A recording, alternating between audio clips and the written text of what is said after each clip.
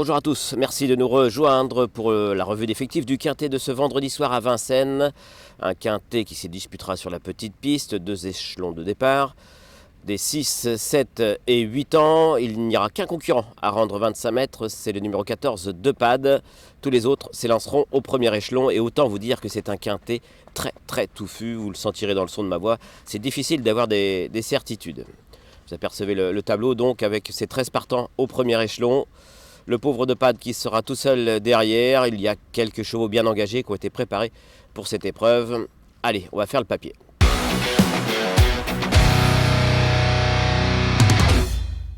Alors j'ai jeté mon dévolu sur le numéro 8, El Paso Blue, parce que sa forme est sûre, contrairement à pas mal de ses rivaux. Il reste sur de succès, il y a eu un déclic cet été. Dernièrement, il s'est classé premier, je le disais, donc à Laval en 1,14,4, un très bon chrono. Il pulvérisait d'ailleurs son record personnel. Pourquoi pas, jamais 203, c'est ce qu'on dit. Il devançait en plus dernièrement des 5 ans, des G, qu'il n'a pas affronté cette fois-ci. Donc ça paraît presque plus facile pour lui. Bon, il faudra tout de même qu'il se méfie du numéro 10, Foxtrot de Boulière, un concurrent qui fait preuve d'une grande régularité, même s'il n'arrive pas à gagner ces derniers temps. On le voit toujours tourner un petit peu autour du pot, deuxième, troisième, il est associé à Franck Nivard, bien engagé, en forme. Il a déjà bien fait à Vincennes, ça suffit pour en faire une priorité ici. Et l'autre priorité absolue de ce quintet, c'est le numéro 13, Fly des Andiers. D'ailleurs, il y a une stat sur Fly des Andiers. Il a couru 8 fois à Vincennes, 6 fois dans les 5, autant dire qu'il se plaît sur le plateau de Gravel. Quand je dis à Vincennes, c'est tout parcours confondu, petite ou grande piste. Fly des Andiers, dernièrement, il n'était que 7e, c'est vrai, sur les 2100, mais le chrono était très bon. Il trottait 12,3, auparavant 12,9, donc autant dire qu'il a de la vitesse. Là, il revient sur un parcours, on va pas dire de tenue, parce que les 2008 de la petite piste, c'est pas ce qu'il y a de plus sélectif, mais Jérémy Koubich l'a préparé pour ce très bel engagement. Il a certainement été soigné, d'ailleurs, depuis sa dernière sortie. C'est un peu comme ça qu'on le sent. Donc, on s'en méfie. Ekiano, le numéro 12, avait montré de bons moyens par le passé, avant de connaître des problèmes de jambes. Cet été, il a annoncé un net regain de forme. Il était d'ailleurs deuxième à Cagnes-sur-Mer, avant que son entraîneur regarde le petit livre des engagements, même s'il n'y a plus trop de petits livres, mais il regarde les engagements et il aperçoit ses conditions de course très favorables à Vincennes. Donc depuis, il a couru 2 fois ferré. En attendant cette course, il sera cette fois-ci déféré des 4 pieds, confié à Gabriel Léger-Lormini, à la limite du recul. Alors c'est vrai qu'il est difficile à situer en pareille société, mais il a des atouts dans son jeu, ne serait-ce que le fait d'être préparé pour cet engagement, avec son entourage effectue un très long déplacement.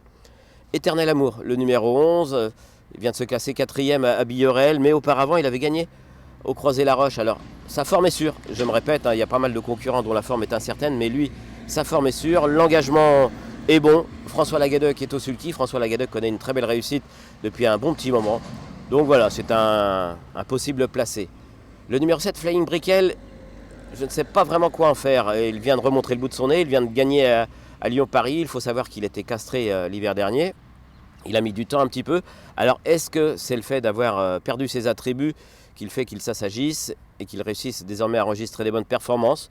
Pourquoi pas? C'est tout le mal qu'on souhaite à son entourage, qu'il répète cette bonne performance de Lyon-Paris. Mais c'est vrai que c'est un concurrent qui par le passé avait bien fait.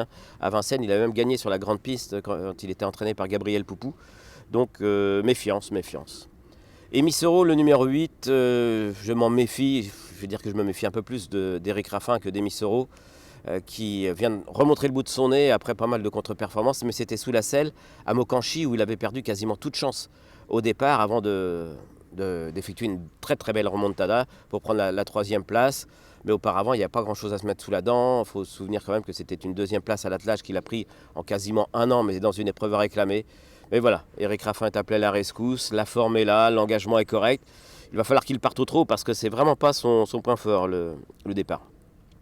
Emblème de Liton, le numéro 4, je l'ai retenu parce qu'au printemps, c'était pas si mal que ça chez les amateurs. Alors vous allez me dire, oui, on n'est pas dans une épreuve pour amateurs, on est dans un quintet, mais attention, on est dans un petit quintet qui n'a pas grand-chose à envier à une épreuve pour amateurs.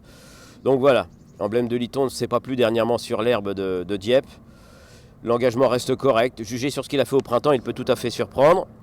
Et de Pad, le numéro 14, qui lui doit rendre 25 mètres. Alors le seul à rendre 25 mètres, c'est jamais facile. Il faut contourner les 13 concurrents qui sont devant. Et il n'y a pas 13 champions, donc il va falloir éviter les coups.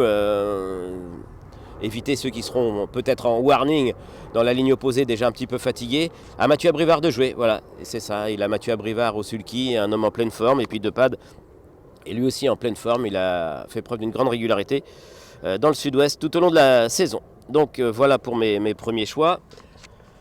Ensuite, on va passer au second choix. Alors, Eastern Rider, le numéro 9, c'est vrai, c'est montré très régulier tout au long de la saison, mais c'était principalement c'était pas principalement, uniquement sur des pistes en herbe. D'ailleurs, la dernière fois qu'il a couru sur une piste en sable, ça remonte un petit peu à quelques mois, c'était à Castillonnès. Alors, vous me direz, certes, il était 4e, mais en 16-9.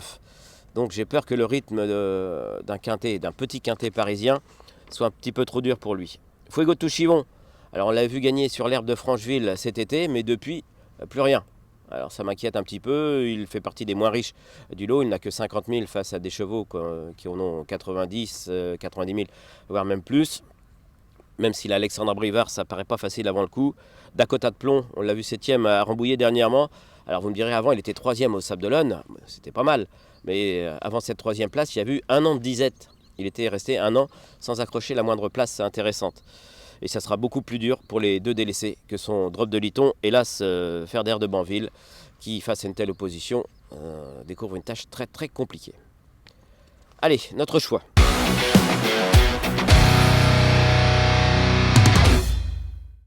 Le 3, le 10, le 13, le 12, le 11, le 7, le 8 et le 4. 3, 10, 13, 12, 11, 7, 8 et 4. On passe désormais au cheval du jour. Alors mon cheval du jour, ça sera dans la première, à Vincennes, c'est le 106 Gary Toris. Il était entraîné par Yannick Alain-Briand dans le sud-est, avant qu'il intègre les box de Laurent Abrivard. À l'attelage, il a montré de très belles choses, il avait été disqualifié à Enghien dès sa première sortie pour Laurent Abrivard alors qu'il s'apprêtait à gagner. Mais voilà, il avait des petits problèmes, c'est un concurrent pas facile à utiliser. Mais le fait de débuter au trot monté avec Alexandre Abrivard sur son dos peut l'aider à rester au trot et la classe, on sait qu'il l'a. Il vaut un lot de ce genre, donc ça sera un petit peu tout ou rien avec ce 106 Gary Toris. Allez, bonne journée à tous et à la prochaine.